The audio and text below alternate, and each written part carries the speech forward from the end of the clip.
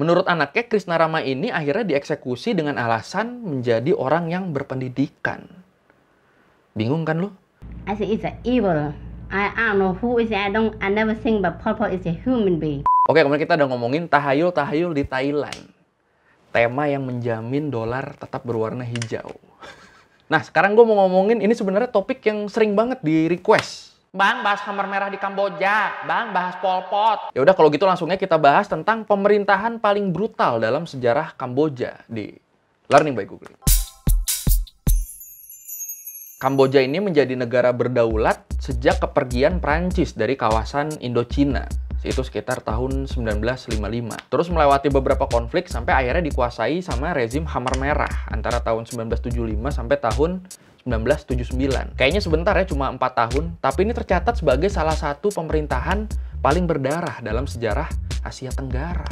Not a single day that Cambodian people forget to talk about this issue. Sedikit dulu tentang Khmer Merah. Jadi ini mereka awalnya adalah pasukan yang mendukung Partai Komunis Kampuchea. Tahun 1968, Khmer Merah berhasil menang di Perang Sipil Kamboja. Tanggal 17 April 1975, pasukan Khmer Merah berhasil merebut ibu kota Kamboja, Phnom Penh. Dikuasai itu akhirnya sama mereka. Habis itu ya ada beberapa orang mereka yang jadi pemimpin di rezim baru ini. Tapi yang paling berkuasa itu adalah Pol Pot, karena waktu itu dia megang peranan sebagai Perdana Menteri. Ini otak gue ngomong Perdana Menteri jadi inget Perdana Menteri negara sebelahnya ini. Nama negaranya sama Pol Pot juga diubah dari Khmer Republic jadi Kampuchea, sesuai sama nama partainya tadi, biar sejalan sama ideologi baru yang mau dia terapkan. Mulai seenaknya ya. Nah, di pemerintahan Pol Pot inilah visi negaranya tuh diubah. Role modelnya adalah ideologi komunis Mao Zedong pas lagi program Great Leap Forward, lompatan jauh ke depan. Ya, kita emang harus hati-hati ya dalam memilih role model dalam hidup kita. Ya udah, akhirnya Kamboja ini jadi mirip-mirip Cina zaman Mao Zedong. Semua untuk kepentingan kolektif, diadakan swasembada pertanian. Tapi swasembadanya maksa, semua harus ikut kalau tetap mau hidup. I say it's evil. I don't know who is it. I never think but Pol Pot is a human being. I thought Pol Pot is the name of the new country. Habis itu Pol Pot ngevakuasi penduduk-penduduk kota ke daerah pedesaan. Sekolah ditutup, properti pribadi dirampas. Pokoknya lu nggak boleh punya properti pribadi.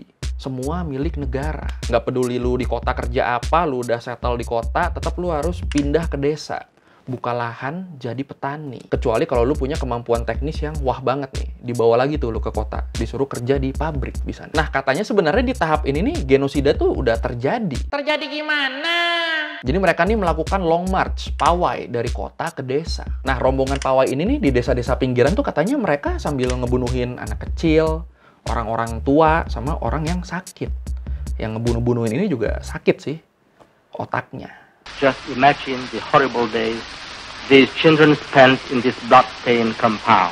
Orang kota yang udah ke desa pun ya belum tentu aman. Iya, mereka di sana kerja, tapi katanya kerjanya kayak disiksa. Kerja tiap hari dengan waktu istirahat dan makan yang dikit banget. Banyak yang akhirnya meninggal karena kecapean, kelaparan, dan kena penyakit malaria yang waktu itu kebetulan lagi booming. Kalau gitu kabur aja. Kerja aja bisa mati, apalagi kabur. Kalau lu ketahuan kabur, lu udah pasti dieksekusi. Nggak usah yang kabur, yang pelanggaran kecil aja tuh bisa kelar hidupnya. Jadi misalnya lu melakukan pelanggaran, nantinya lu bakal dipisah dari pekerja-pekerja yang lain. Dibawa ke hutan atau ke sawah, terus ya udah, nggak balik-balik lagi.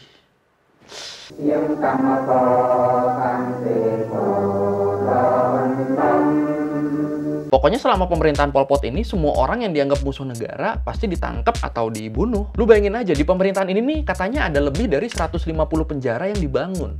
Bahkan katanya tuh fungsi sekolah nih beberapa diganti jadi penjara. Ini sampai sini aja udah berasa ya ngaconya ya. Saking banyaknya korban jiwa di pemerintahan ini, Rebecca Joyce Frey dalam bukunya yang berjudul Genocide and International Justice itu menggolongkan korbannya itu menjadi 5 jenis. Apa aja tuh? Pertama, orang-orang yang berhubungan atau kenal sama pemerintahan sebelumnya. Jadi orang-orang yang punya hubungan sama pemerintahan sebelumnya ini kan ketakutan kan, takut dieksekusi kan. Akhirnya mereka mencoba buat menghilangkan bukti-buktinya kayak ngebakar dokumen, ngebakar foto. Atau ada juga nih yang kayak keluarga Krisna Rama, ini mereka ngubur foto-foto mereka. Pokoknya segala cara dilakuin buat nggak ke-tracking nih hubungan mereka sama siapa aja. Terus jenis kedua yang dibantai adalah kaum profesional dan intelektual. orang-orang yang otaknya pintar. Lah, iya pokoknya waktu itu kalau lu berpendidikan tinggi, lu bisa bahasa asing, kelar lu udah. Kayak yang terjadi sama Krishna Rama yang keluarganya ngubur foto-foto tadi. Menurut anaknya, Krishna Rama ini akhirnya dieksekusi dengan alasan menjadi orang yang berpendidikan. Bingung kan lu? Kayaknya baru kali ini nih ada masa di mana semua orang pengen dianggap bodoh. Ini di sini nih yang bakal dieksekusi ini termasuk seniman, pemusik, filmmaker, mungkin termasuk konten kreator. Jenis ketiga adalah etnis minoritas yang tinggal di dataran tinggi sebelah timur. Nggak peduli lu etnis Cina, Vietnam, Thailand, bahkan nggak peduli lu agama Kristen, Islam, bahkan yang Buddha-Buddha juga ikut dibantai itu biksu-biksu yang tuanya. Ya pokoknya kebebasan beragama waktu itu ya bener-bener nggak ada. Yang nggak usah di pinggiran negara. Di Phnom Penh nih, di ibu kotanya itu katanya ada katedral yang dihancurin. Terus di sana juga katanya orang-orang Islam ini dikumpulin, dipaksa buat makan babi. Kalau nolak, dibunuh.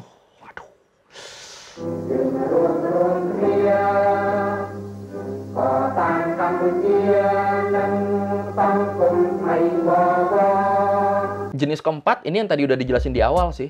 Orang kota yang dipindahin ke desa tapi gagal menjalankan tugas agrarisnya. Gagal menjalankan tugas pertaniannya. Ya udah dikelarin tuh. Ini yang udah nurut gini aja tetap dieksekusi kan ya.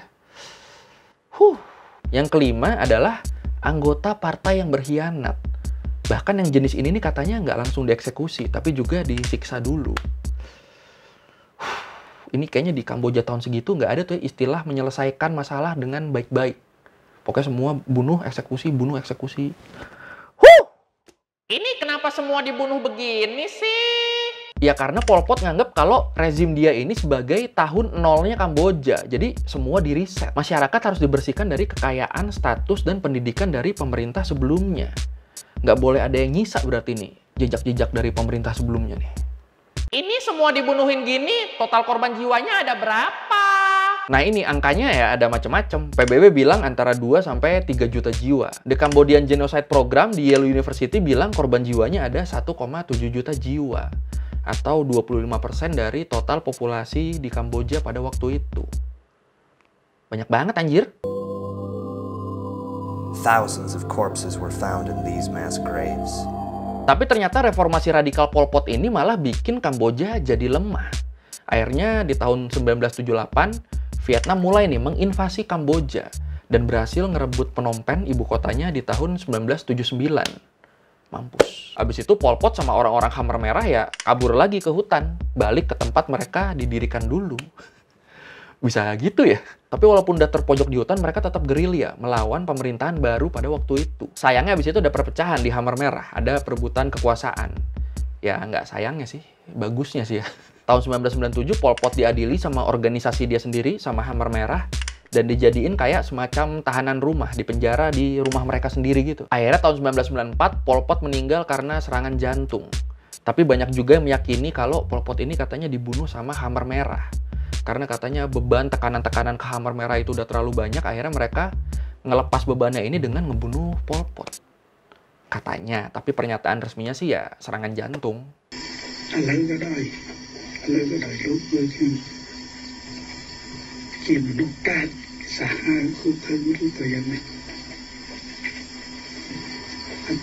Habis itu ya udah pemimpin-pemimpin Khmer Merah lainnya satu-satu pada nyerahin diri. Ada yang dihukum seumur hidup, ada yang dihukum mati. Mereka juga menyampaikan permintaan maafnya atas genosida yang mereka lakukan dulu. Dimaafin apa enggaknya ya gue nggak tahu. Habis itu ya udah nggak ada regenerasi dan katanya sih sekarang udah habis nih Khmer Merah ini nih, udah nggak ada sisa-sisanya. May I be permitted to apologize to the survivors of the regime and also to the families of the victims whose loved ones died so brutally at S21. Oke, sekian learning by googling kali ini tentang pemerintahan Pol Pot, pemerintahan Khmer Merah di Kamboja dulu. Ngeri banget ya. Kalau lo mau revisi kali gue ada salah, atau lo mau nanya, atau lo mau nambahin ada yang nggak gue sebut di video ini, ya lo tulis di komen. Kita diskusi di situ kayak biasa. Kalau mau request juga boleh, sebenarnya banyak nih yang request Myanmar sekarang gimana update-nya, Thailand sekarang ya. Thailand masih sama sih sebabnya sih. Masih sama kayak tahun lalu. Demo pro demokrasi. Jadi yaudah, thank you udah nonton. Jangan lupa like, comment, subscribe. Bye.